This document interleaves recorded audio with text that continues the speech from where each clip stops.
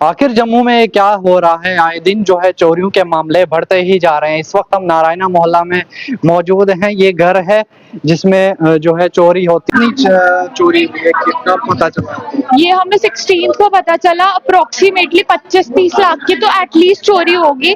ये तो ऊपर ऊपर से पता चल रहा है कि fridge, TV, LED, AirPods, cash, हमारा लॉकर की चाबियां, गोल्ड के कॉइन, सिल्वर ज्वेलरी, हमारे गोल्ड प्लेटेड बर्तन थे कुछ, वो भी ले गए। बाथरूम के नल तक नहीं छोड़े, बाथरूम के नल तक वो उठा के ले गए। तो सोचिए कितनी बड़ी चोरी है। वो 1-2 महीने तो मतलब 1-2 हफ्ते से तो ऊपर ही थे यहाँ पर, महीना भी हो सकता है, क्योंकि उन्होंने खाना तक यहाँ बनाया। 3 तो कपड़े थे।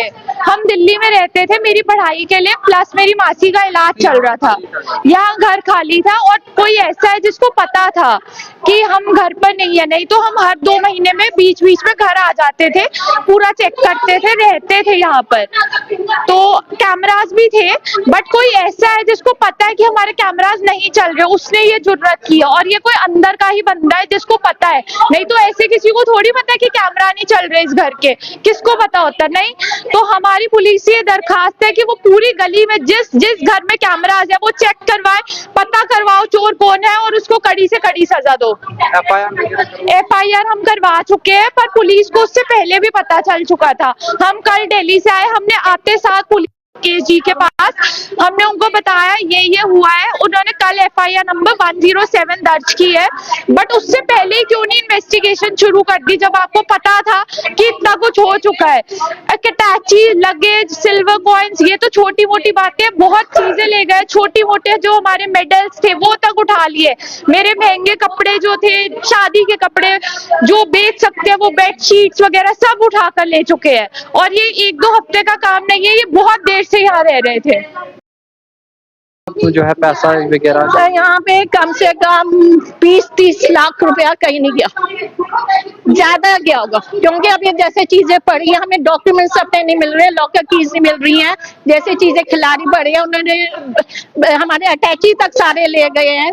अटैची का लैपटॉप था, कैश था, ज्वेलरी थी, वुडन पार्टीशन थे, वो जो मेरे पापा की ट्रांसफर होती रहती थी, पंजाब नेशनल बैंक में थे, तो हमने शामपुर से वुडन पार्टीशंस लिए हुए थे। उन्होंने वो रूम के ऊपर स्टोर है, वहां पे भी चढ़ के उन्होंने लिया है। कश्मीर का कारपेट था वो भी ले गए हैं।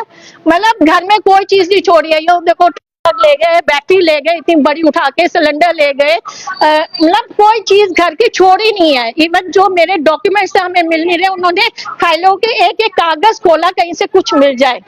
मतलब रजिस्टर्स भी फाड़े हुए हैं कि कहीं से कुछ मिले, कुछ जो स्पाइरल वाले वो फाड़े हुए हैं। मतलब किसी तरह उन्होंने हमें छोड़ा ही नहीं है। मतलब ये कम से कम पुलिस वाले कह रहे हैं ये भी 15-20 दिन कम से कम रहे हैं।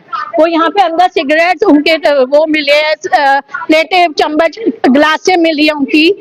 हमारे किचन से उन्होंने खाना बना के खाते थे, दाल चावल दालें सब कुछ ले गए। क्या कुछ छोड़ा ही नहीं कुछ सर। अटैची तक ले गए, ऊपर के दरवाजे तोड़ गए हैं, अटैची सारे।